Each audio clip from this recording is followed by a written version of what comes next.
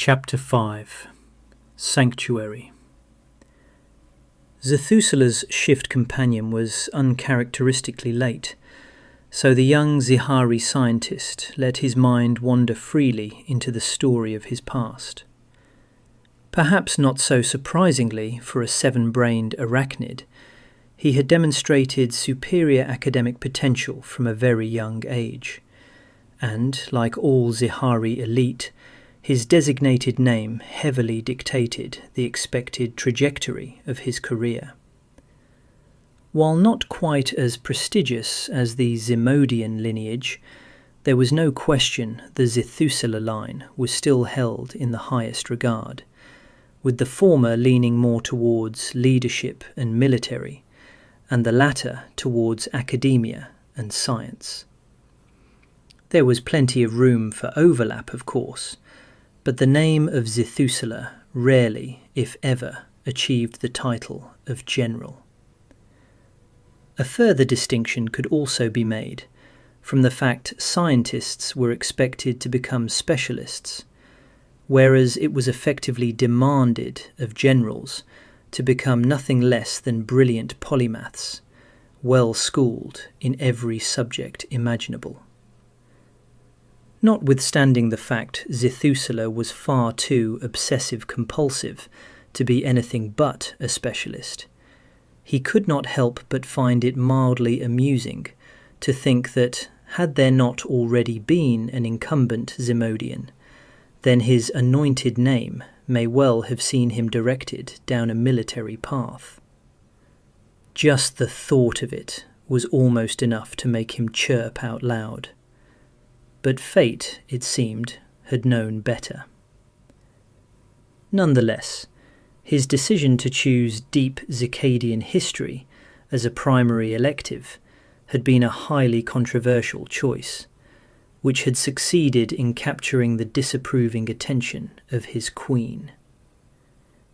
It was perhaps worth noting that deep Xicadian history referred not to the arachnopomorphic interpretation of the Xicadian species, but to that of Xicadia itself.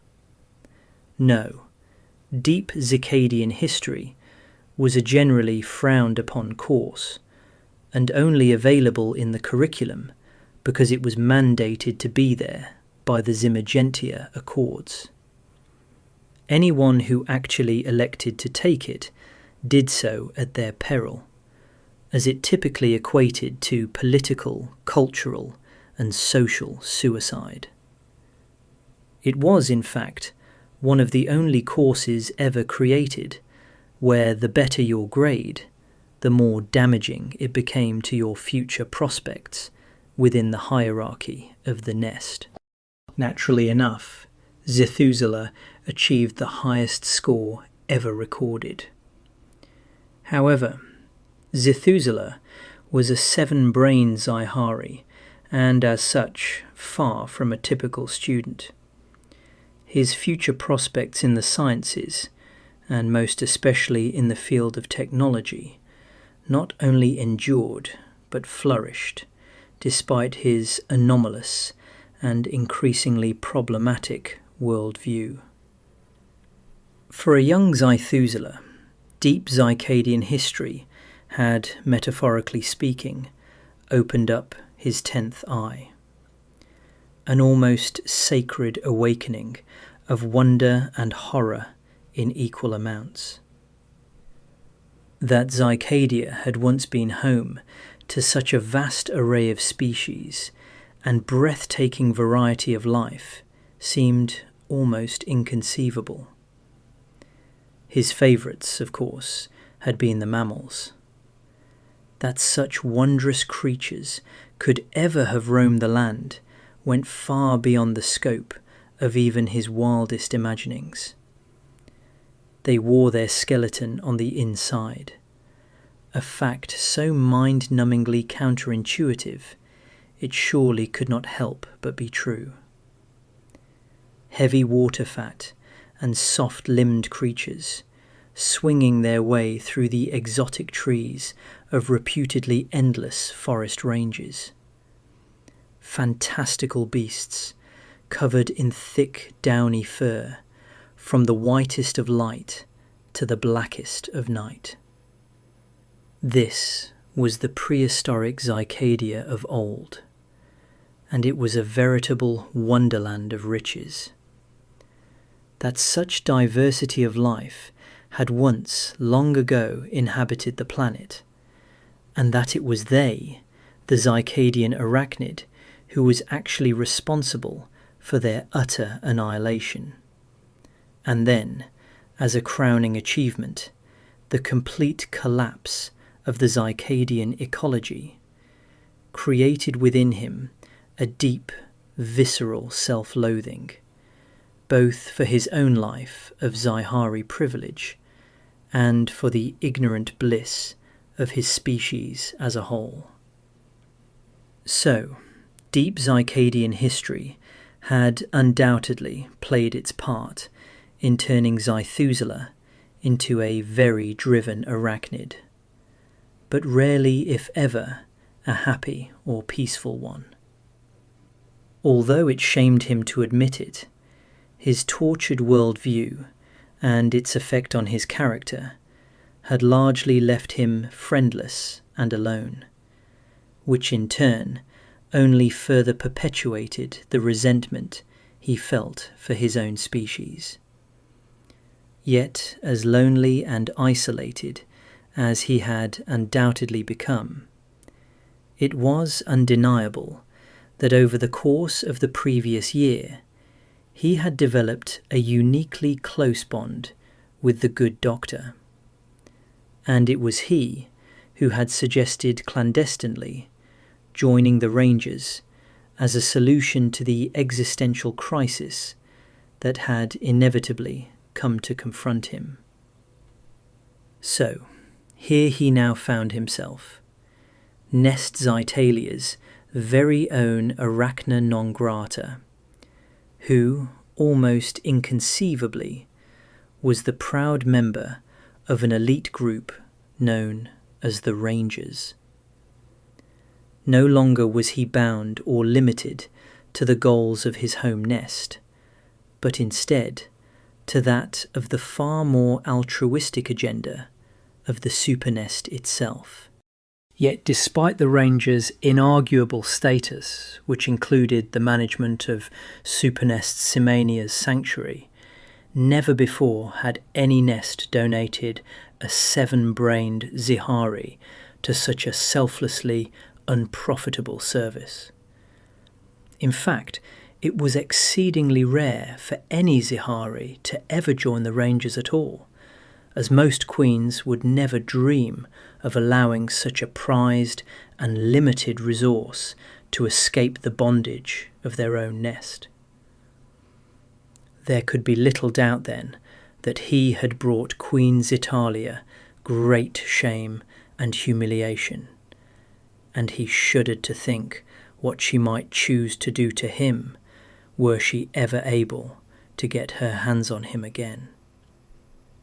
Naturally enough, her attempts to nullify his membership had been as futile as they were unsuccessful, as the majority of queens had been strongly in favour of keeping him exactly where he was.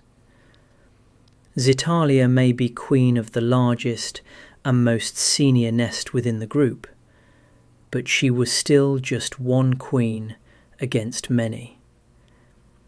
As for the Rangers, what they lacked in numbers, they more than made up for in their unique status as an authority that lived outside the jurisdiction of any one queen.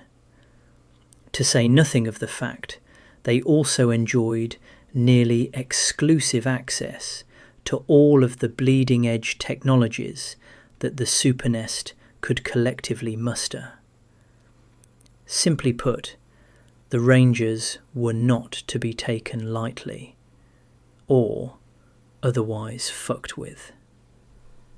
Dr. Xicadian had been right, of course. Xithuzela would be about as happy here as it was possible for an arachnid of his particular disposition to be. Ultimately, though, it still fell well short of the unrealistic dreams of his youth, when he thought that he alone would be able to single-handedly change the entire trajectory of the Xicadian species. That was nothing but a childlike illusion, and his real-world choices were far less heroic. He could die at the hands of his queen, making an honourable but ultimately futile stand against the autocracy. Or he could escape her clutches and avoid allowing her to exploit his own genius. In the end, it really hadn't been a difficult decision to make, even if it was still a rather depressingly uninspiring one.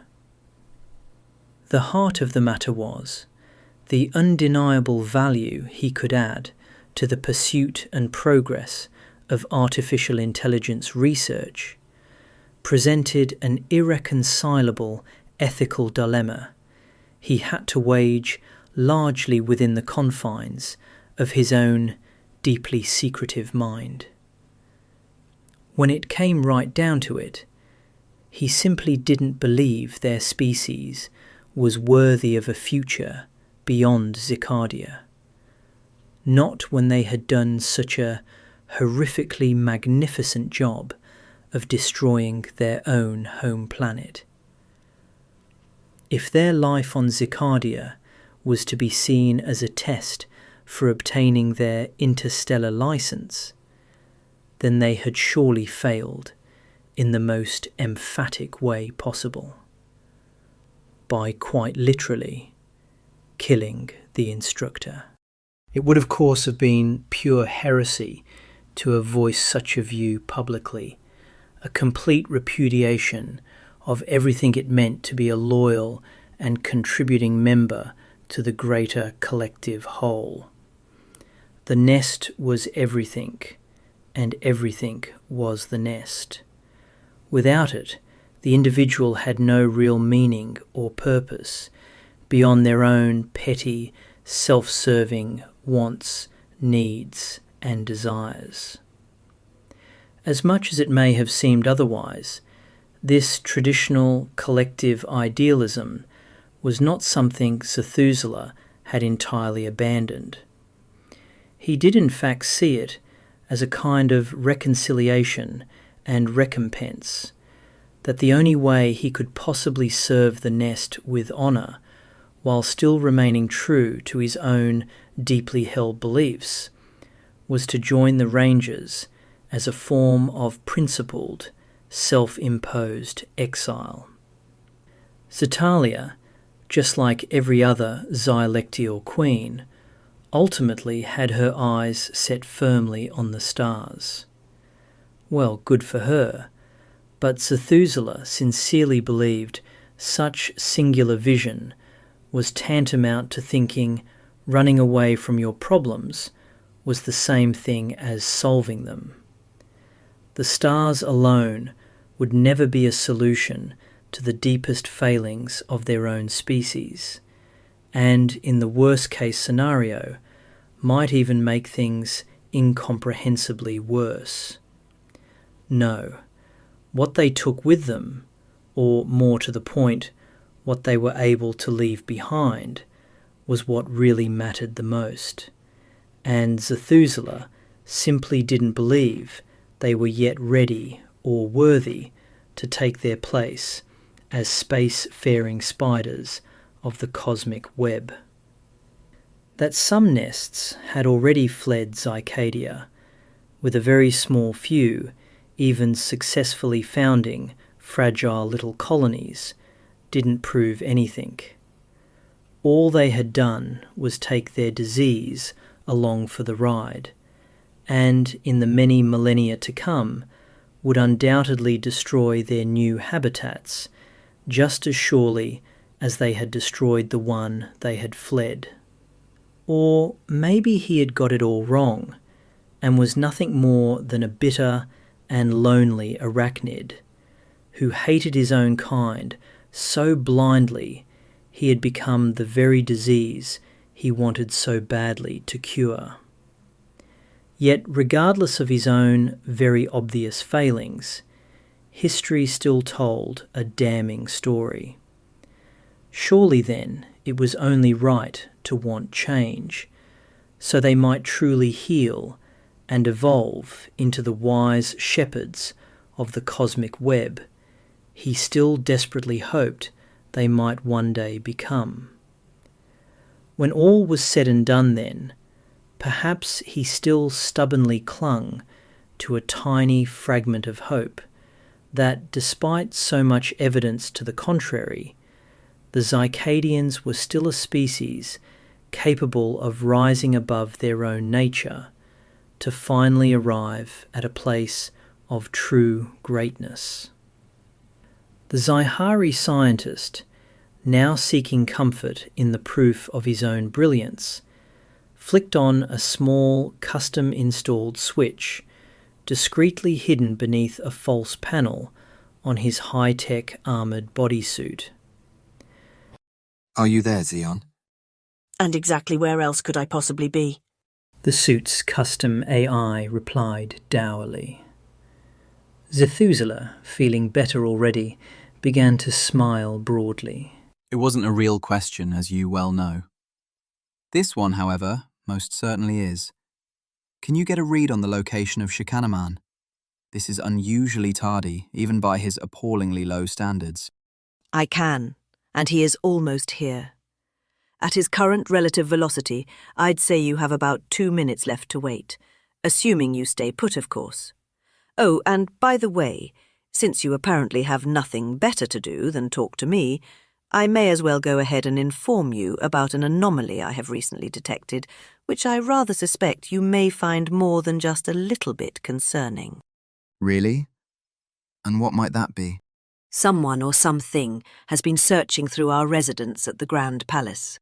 Oh, come now, Xion. You know as well as I do, the security and surveillance at the palace is virtually impenetrable.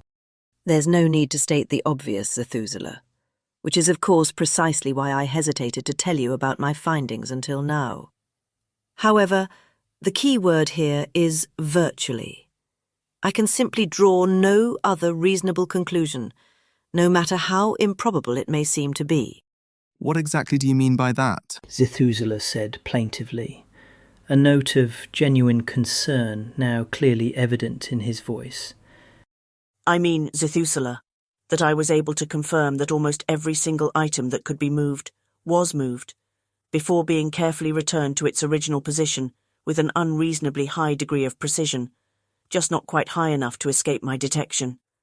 The consistent level of deviation simply leaves no reasonable doubt that your residence has been ransacked from one end to the other, in the most thorough and professional fashion possible, and that great care was then taken to put everything back exactly where it had come from. Anyway, I just thought you should know. Xion added casually. The Xymateri drone, Xicadian 7923, now suddenly came into view, fully suited up and carrying his helmet under one of his forelimbs. Zethusela waved nonchalantly to his shift companion as they both started to head for the sanctuary's main entrance. Xion's news had left the Xihari scientist feeling badly shaken. He would have to see what he could do to further tighten up the security at his palatial residence, but the mere fact it had been circumvented at all told him Xitalia hadn't quite finished with him just yet.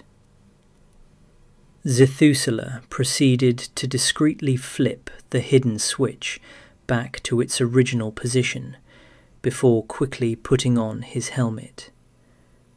A vast array of optical readouts immediately assaulted his visual cortex.